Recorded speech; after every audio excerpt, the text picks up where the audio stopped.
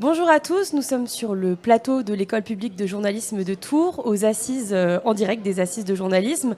J'ai l'honneur de recevoir Steven Jambeau. Steven, bonjour. Bonjour. Vous êtes donc journaliste à RFI, producteur de l'émission L'Atelier des médias depuis 2018. Vous coordonnez aussi éditorialement les podcasts à RFI. J'aimerais bien, je me permets d'emprunter le titre d'une de vos interviews avec Nina Facio.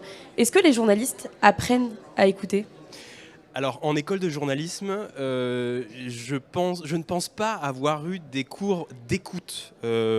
On m'a appris effectivement à rédiger des interviews, à poser ma voix pour faire un commentaire, à écrire des articles, à structurer des propos pour raconter une histoire, mais on ne m'a pas appris à me comporter d'une certaine façon, ou en tout cas à savoir accueillir la parole de l'autre. Donc effectivement, cette interview de Nina Facio que j'ai faite au mois de janvier m'a fait m'interroger moi-même sur mon propre parcours en tant qu'étudiant journaliste, puis après en tant que journaliste, et puis m'a donner quelques idées pour repenser ma façon d'aborder les gens dont je souhaite avoir des réponses ou à qui je pose des questions précises, dont je demande de développer un raisonnement. Parce qu'en fait, moi, dans mon approche du métier, je suis toujours dans l'idée que c'est une conversation.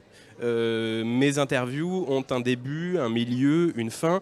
Et donc, j'essaye de faire accoucher. Je suis dans une maïeutique un peu socratique, en essayant de ne pas être trop directif, même si, évidemment, le temps est compté dans les médias. Donc, on est amené à avoir un certain cadrage de la conversation. Mais il faut savoir entendre certains signaux, certains mots-clés pour bien articuler le propos de l'un et de l'autre et avoir au final un rendu qui soit cohérent, honnête de ce que la personne que l'on a interviewée a voulu dire. Et est-ce qu'à votre avis, le manque d'écoute parfois des journalistes dans les interviews ou dans les reportages qu'ils font, ça fait partie, c'est une des conséquences de cette méfiance qu'il y a envers les médias en ce moment ? Bien sûr. Après, le problème, c'est que les citoyens ne se rendent pas compte des contraintes qui sont celles des journalistes, qui sont des contraintes de temps, qui sont des contraintes de moyens. Mais il y a une défiance, bien sûr, parce que les citoyens voient dans les médias certaines choses et se disent « Ah, ça tourne pas rond ».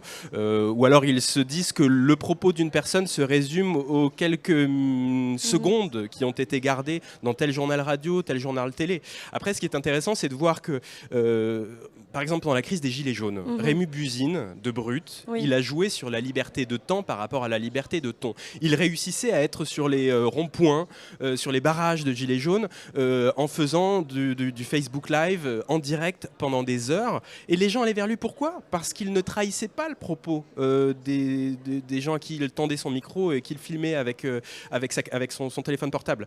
On voit aussi certains podcasteurs comme Mathieu Stéphanie par exemple, avec son podcast Génération Do It Yourself. Les podcasts, chaque épisode dure 2 à 3 heures. Là pour le coup, il prend le temps, alors il n'est pas journaliste, il le dit, mais il prend le temps de laisser ses interlocuteurs développer leurs propos. Donc en fait, répondre à la défiance, ce serait déjà de dire il y a un cadre pour les journalistes, de dire aussi au public, honnêtement, dire d'où l'on parle, qui l'on est, dire qu'il y a des contraintes, que ce reportage va vous donner peut-être quelques clés de compréhension, mais il ne résume pas tout, il ne dit pas tout, et on vous invite dans un paysage médiatique qui est celui de la France, avec une pluralité de médias, à aller lire d'autres choses, à approfondir le sujet. Il faut qu'il y ait aussi une curiosité, et les médias sont là, je pense, pour à la fois répondre et susciter une curiosité chez les citoyens.